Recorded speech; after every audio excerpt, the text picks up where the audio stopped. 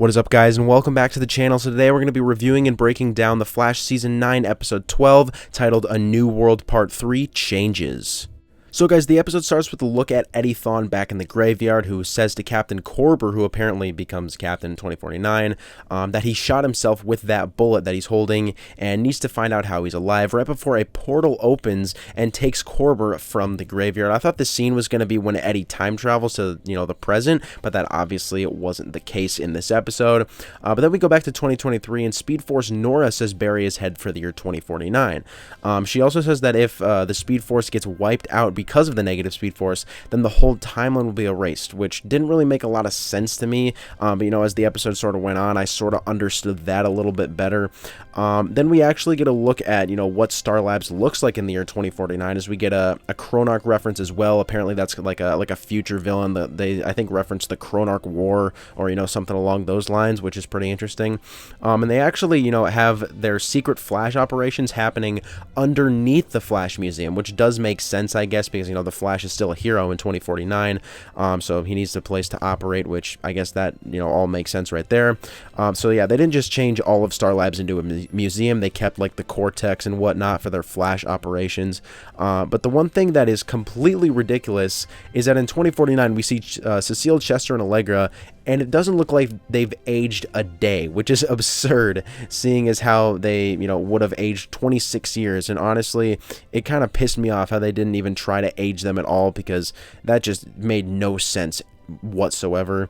But anyways, Eddie goes to the Flash Museum to learn more about the Flash, and he sees the Reverse Flash kept living after, he sacrificed his life, to erase him from existence, as, that gets Eddie a little bit angry right there. But then right after that, we see Nora West Allen, or who we think is Nora West Allen, in a blonde wig, or with blonde hair. Obviously, she's representing what a daughter between Eddie and Iris could have looked like, but that just looked completely ridiculous.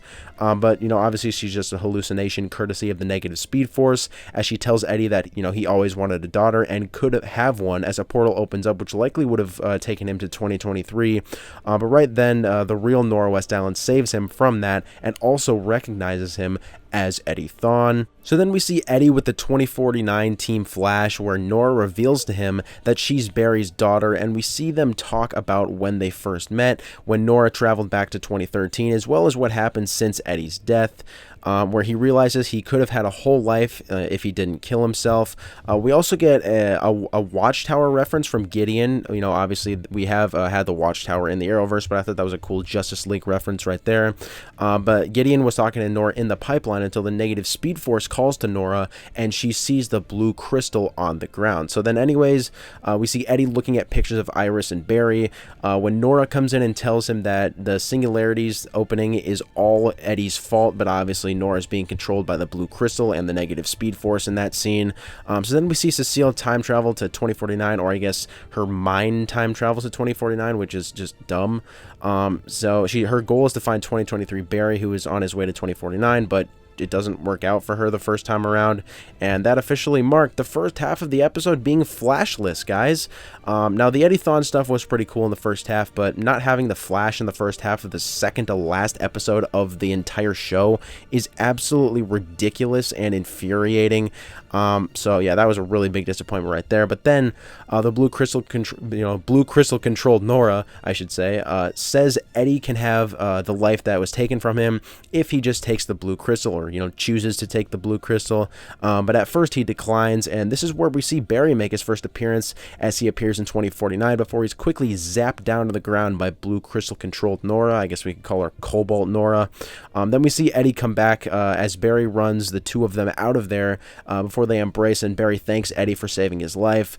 Eddie also tells Barry that he used to be Malcolm Gilmore, before Barry looks at a picture in Eddie's house, which is still Joe's house apparently, and it says Malcolm Gilmore on it. But then Barry realizes that everything associated with Malcolm Gilmore was just a mirage created by the blue crystal and the negative Speed Force. So this is where we find out that the negative Speed Force is what brought Eddie back to life, with the sole purpose of him being the new negative Speed Force avatar. So yeah, Malcolm Gilmore was never a real person. It was Eddie the whole time, who thought he was someone named Malcolm Gilmore, courtesy of the negative Speed Force.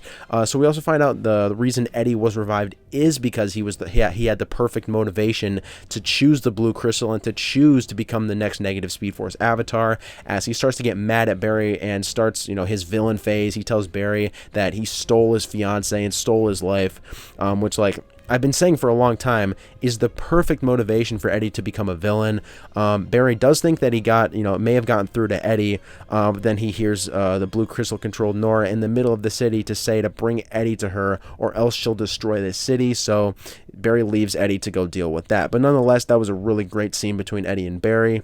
So then next we see a speedster fight between Barry and COBALT Nora, which was actually really cool because they were actually running around the city. They weren't just standing in one place. Then we actually get a look at future Iris as well after all that at the loft, who is interrupted by Eddie, who shows up out of nowhere, and he's here to ask Iris for advice on what he should do about the blue crystal. But then going back to Barry versus COBALT Nora, we then see Cecile come in out of nowhere to save Barry. And guess what, guys? Cecile has her own superhero suit. Guess what, guys? She also has her own superhero name, Virtue. Also, guess what, guys? Who cares? This scene literally made me angry. Like, why is there such a big Cecile focused storyline in the second to last episode of the show? It's completely ridiculous and unnecessary. Cecile is literally, nobody cares about the character of Cecile. She's a very bad character, yet she's still, basically the main character according to Eric Wallace, which is just ridiculous and infuriating.